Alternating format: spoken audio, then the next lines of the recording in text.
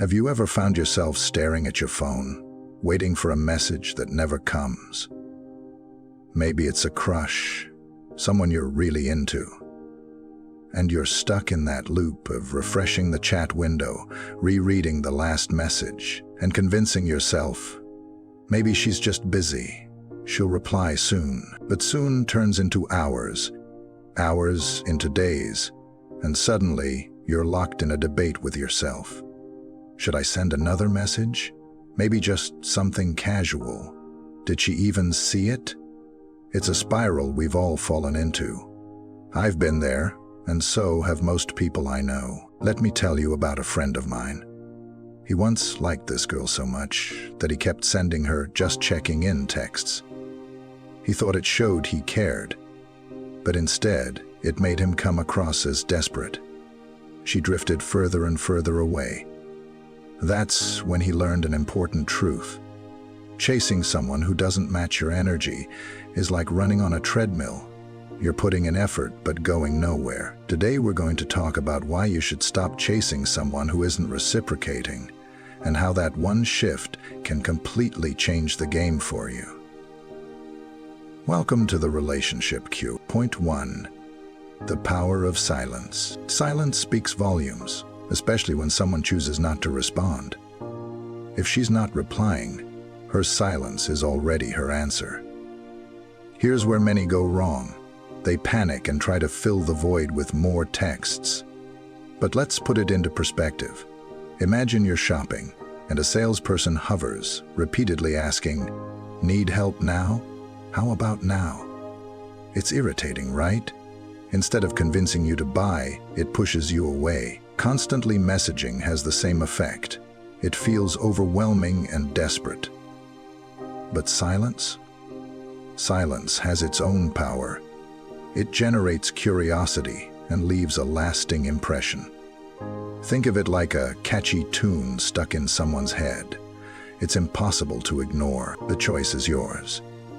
Do you want to be that intriguing melody someone keeps thinking about, or the person who couldn't recognize when to step back? Let the silence do the work. It's not about giving up. It's about respecting boundaries and maintaining your own sense of self-worth. Remember, sometimes the loudest message is the one unspoken. Point 2. The reversal effect. Here's where things get really interesting. When you stop chasing, you flip the script. People often fail to appreciate what they have until it's no longer there. Think about a friendship where you're always the one initiating plans. The moment you stop, that same friend might text you, saying, "Hey, it's been a while. Are you free to catch up?" The same dynamic applies here. When you step back, you're giving her the opportunity to notice your absence. That's where the real shift happens. Suddenly, the attention she may have taken for granted becomes something she misses. This isn't about playing games or manipulating emotions. It's about valuing yourself enough to create balance. When you're always chasing, it signals that her time is more valuable than yours. But stepping back says, "I respect myself enough to let you meet me halfway." This reversal effect doesn't guarantee a specific outcome, but it ensures one thing. You're no longer overextending yourself. You're creating space for mutual respect and interest to grow. And in doing so, you maintain your dignity and self-worth, which is always more attractive than chasing what isn't freely offered. Point 3. Focus on your growth. Let's shift the focus to you for a moment. Instead of anxiously staring at your phone, waiting for her reply, why not channel that energy into improving yourself? Think about it. What's one thing you've been meaning to do but keep putting off? Maybe it's hitting the gym, learning a new skill, or finally picking up that hobby you've always been curious about.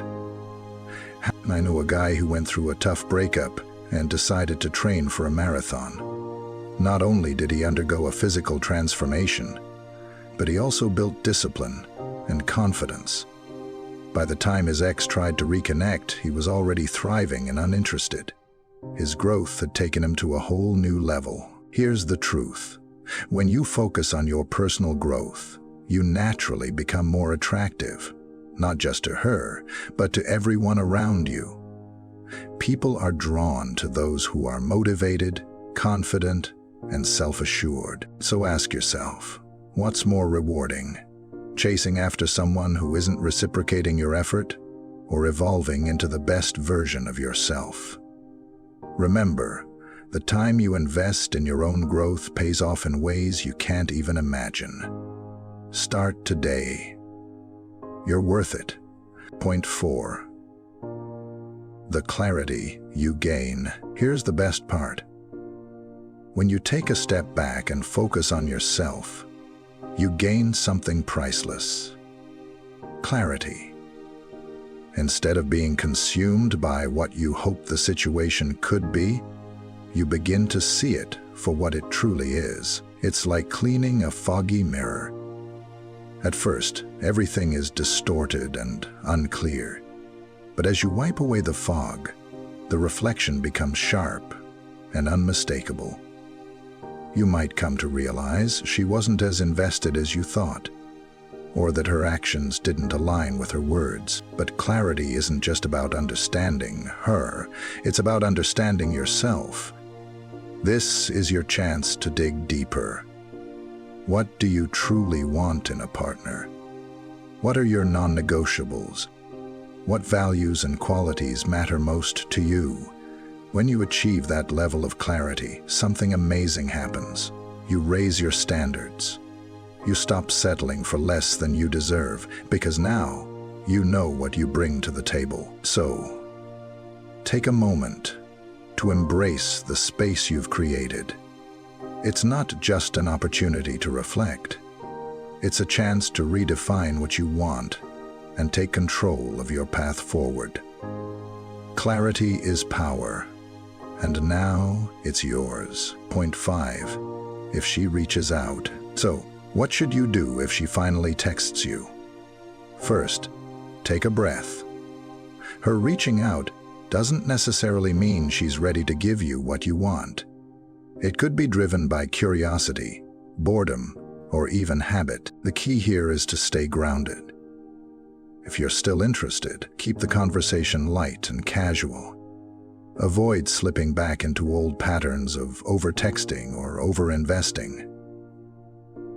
Instead, use this moment to observe and gauge her intentions. Does she seem genuinely interested? Or is this just a fleeting check-in? If it becomes clear she's not serious about reconnecting, don't hesitate to walk away. Do it with your head held high, knowing your self-worth isn't tied to her validation. When you truly value yourself, you're not afraid to lose someone who doesn't align with your energy. The right person will never make you question your worth or effort. Remember, this is about you as much as it is about her. If she's sincere, let her actions prove it over time. If not, keep moving forward. Either way, you win, because valuing yourself always puts you in the strongest position. Point 6. Reclaiming your power. At the end of the day, this journey isn't just about her. It's about you. Every time you choose to walk away from someone who doesn't see your value, you take back your power. It's a bold, transformative act that says, I deserve better. Think about it. Every great success story begins with a decision. A decision to stop settling. A decision to aim higher. The moment you choose to let go of what's not meant for you, you create space for something or someone better to enter your life. So, let me ask you this. Are you ready to release what holds you back and embrace your full potential? Are you prepared to stand tall and demand the respect and love you deserve? If so, then let's begin. Welcome to Adventure. I'm your host, Robert Kraft. I'm committed to changing lives and bringing balance to a lost and broken world. Because here's the truth. The most magnetic thing you can ever be is someone who truly knows their worth. When you carry yourself with confidence, self-respect, and purpose, the right people will naturally be drawn to you. This is your time to thrive. Reclaim your power, rewrite your story, and remind yourself that you're worth everything you've been hoping for, and more.